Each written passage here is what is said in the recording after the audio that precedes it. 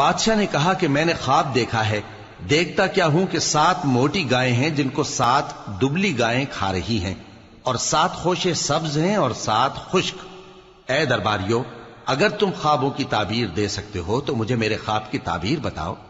انہوں نے کہا یہ خواب تو پریشان خیالی سے ہیں اور ہمیں ایسے خوابوں کی تعبیر نہیں آتی۔ اور وہ شخص جو دونوں قیدیوں میں سے رہائی پا گیا تھا اور جسے مدت کے بعد وہ بات یاد آ گئی، بول اٹھا کہ میں آپ کو اس کی تعبیر لا بتاتا ہوں، مجھے قید خانے جانے کی اجازت دیجیے۔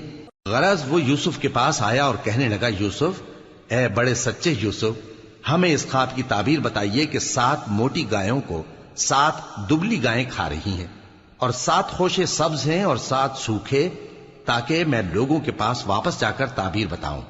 عجب نہیں کہ وہ تمہاری قدر جانے۔ انہوں نے کہا کہ تم لوگ 7 سال متواتر کھیتی کرتے رہو گے، تو جو غلہ کاٹو تو تھوڑے سے غلے کے سوا جو کھانے میں آئے باقی کو خوشوں میں ہی رہنے دینا۔